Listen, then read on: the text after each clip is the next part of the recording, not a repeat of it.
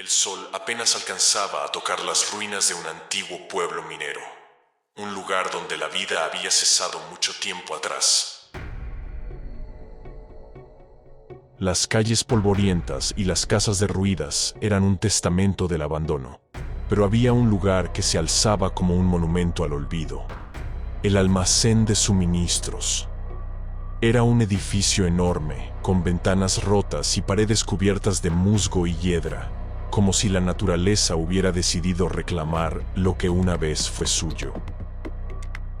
Los adolescentes del pueblo, aburridos, habían convertido ese almacén en su refugio. Era un sitio perfecto para escapar de la monotonía.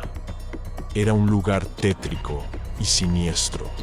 Aunque muchos se aventuraban allí, pocos se atrevían a explorar más allá de las primeras habitaciones. Había zonas en ese edificio donde la luz del día nunca llegaba y la oscuridad se aferraba como una niebla espesa y sofocante. Un grupo de amigos decidió que era hora de probar su valentía. Entre risas nerviosas y bromas sobre fantasmas, comenzaron a explorar el almacén, lanzando piedras y pateando escombros. Pero la atmósfera cambió rápidamente cuando alcanzaron a ver un rincón oscuro, más allá de lo que la luz de sus celulares podía iluminar.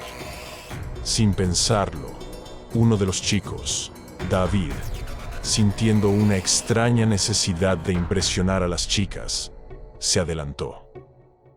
La oscuridad lo rodeó, una oscuridad tan densa que parecía absorber el poco coraje que le quedaba. Pero fue el aire lo que lo detuvo en seco. Un frío antinatural, helado, que parecía provenir de las mismas entrañas de la tierra. Cuando David miró hacia abajo, sus ojos se encontraron con un agujero oscuro, un túnel que se hundía casi verticalmente en las profundidades. La madera que lo cubría estaba podrida, apenas soportando su peso. Un salto instintivo lo llevó de regreso a la seguridad, mientras un sudor frío corría por su espalda. El grupo se acercó, iluminando con sus celulares el agujero. El silencio era absoluto e inquietante. ¿Hay alguien ahí?, gritó uno de ellos, con una risa nerviosa. Entonces, desde lo profundo, emergió una voz. No era humana, era infantil, pero al mismo tiempo cavernosa, con una tonalidad que heló la sangre de todos. Sí, y voy por ti. Los gritos ahogados y el terror en los rostros de los adolescentes fueron la última prueba de valor. Corrieron sin mirar atrás, dejando el almacén y su maldito secreto en la penumbra. El día después del incidente en el almacén, el grupo continuó con sus vidas como si nada hubiera pasado. Sin embargo, el recuerdo de la voz resonaba en sus mentes, un eco que se negaba a desaparecer. David, quien había estado más cerca del túnel, comenzó a experimentar una extraña inquietud, una sensación de que algo o alguien lo observaba constantemente. La noche cayó, y con ella, los primeros signos del horror que estaba por desatarse. David se despertó en medio de la noche, sudando y con el corazón latiendo desbocado. Había tenido un sueño, o más bien una pesadilla, en la que se encontraba de nuevo frente al túnel. Pero esta vez, no estaba solo. Una figura pequeña, de un niño, emergía de las sombras, con ojos vacíos y una sonrisa macabra que parecía estar tallada en su rostro. El niño extendía su mano hacia él, y justo cuando estaba a punto de tocarlo, David se despertó, con un grito ahogado. Los otros miembros del grupo comenzaron a experimentar lo mismo. Pesadillas recurrentes, sombras que se movían en sus habitaciones, y esa voz, esa maldita voz que susurraba desde algún lugar, más allá de la realidad. El miedo comenzó a asentarse entre ellos. Se volvieron paranoicos, saltando ante el menor ruido, y evitando hablar de lo ocurrido. Pero el túnel, o más bien lo que fuera que residía en su interior, no había terminado con ellos. Los días transcurrían lentamente para los jóvenes, pero la idea del túnel en el almacén abandonado no dejaba de rondar sus mentes. La curiosidad, combinada con una sensación de inquietud, los impulsaba a regresar. Un viernes por la noche, cuando el pueblo estaba sumido en un letargo tranquilo, decidieron que era el momento de volver. El almacén, envuelto en la penumbra, parecía más amenazante que antes. Las sombras se extendían como garras por el suelo mientras los jóvenes cruzaban la entrada. El túnel, que parecía angosto y sofocante, los recibió con un frío antinatural. Las paredes, cubiertas de musgo y suciedad, parecían absorber todo sonido, como si el túnel mismo fuera una trampa diseñada para atrapar cualquier ruido que intentara escapar. A medida que avanzaban, la oscuridad se volvía más densa y opresiva. De repente, Daniel, que lideraba el grupo, se detuvo en seco. Creyó ver algo moverse en el borde de su visión, una sombra que no pertenecía a ninguno de ellos. Su linterna tembló en su mano, y al apuntarla hacia el origen de su inquietud, no encontró nada. Pero el miedo comenzaba a sembrar su semilla en sus corazones. «¿Qué fue eso?», murmuró Laura, su voz apenas un susurro. «Nada, solo mi imaginación», respondió Daniel, aunque no estaba convencido de sus propias palabras. Continuaron avanzando, pero la atmósfera era cada vez más opresiva. Un golpe fuerte resonó detrás, como si una puerta hubiera sido cerrada de golpe. El eco rebotó en sus mentes, amplificando su ansiedad. Laura, la más joven del grupo, sintió un escalofrío recorrer su espalda cuando su linterna comenzó a parpadear.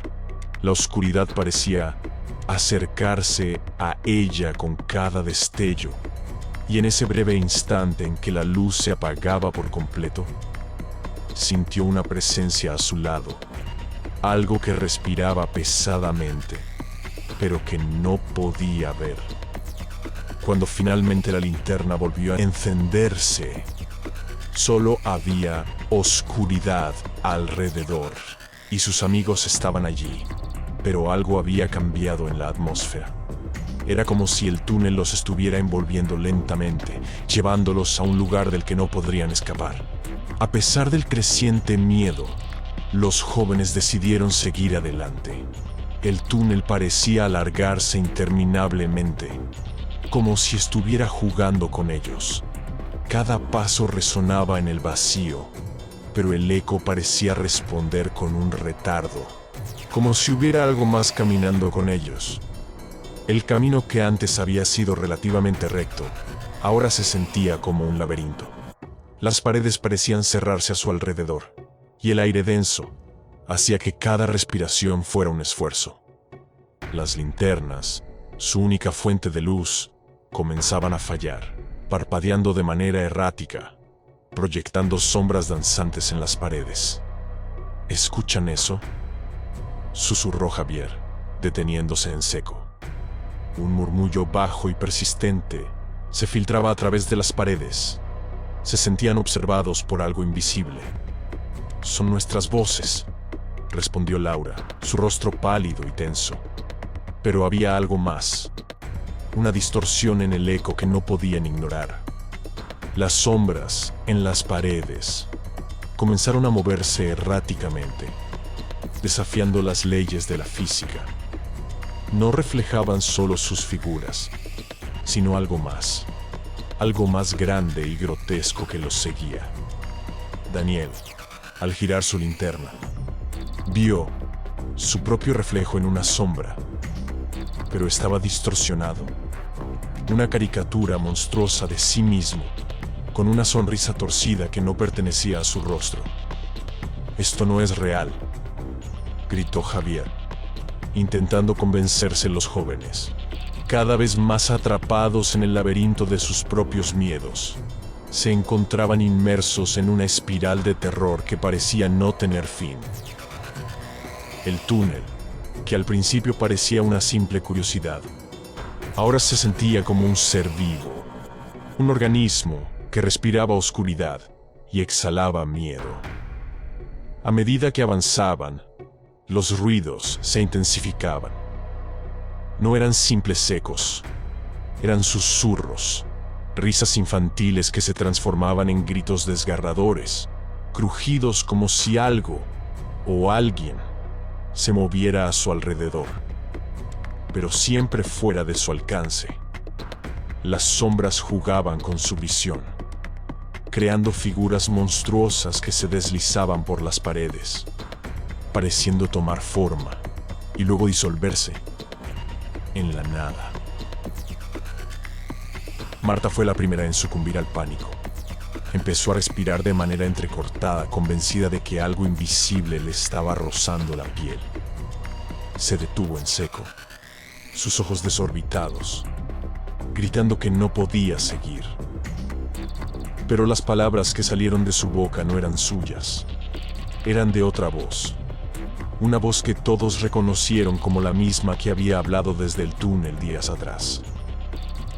La desesperación se apoderó del grupo, y en su huida, tropezaron y cayeron, desorientados, en la oscuridad absoluta. La luz de los celulares parpadeaba, como si algo estuviera interfiriendo con ellos. Finalmente, se apagaron, dejándolos en una negrura total. Fue entonces cuando escucharon un sonido que los hizo detenerse. Era una respiración profunda, proveniente del final del túnel. Con un último aliento de coraje, decidieron seguir el sonido, esperando que fuera una salida. Pero lo que encontraron fue una pequeña habitación oculta en las profundidades. Las paredes estaban cubiertas de viejas fotografías, todas mostrando a niños de aspecto enfermizo, con ojos vacíos y expresiones perturbadoras. En el centro de la habitación, una figura se levantó lentamente. No era un ser vivo, sino una sombra, una acumulación de todo el mal que ese lugar había albergado durante décadas. Se extendió hacia ellos, lenta, pero inevitablemente, como si estuviera reclamando su alma. El grito final resonó en la oscuridad. Y luego, silencio. Días después, el pueblo entero estaba sumido en una conmoción. Los jóvenes habían desaparecido sin dejar rastro. Aquellos que se atrevían a pasar cerca decían que, en las noches más silenciosas, aún se podían escuchar los ecos de los gritos atrapados en las profundidades, recordándoles que algunas puertas, una vez abiertas, no pueden cerrarse.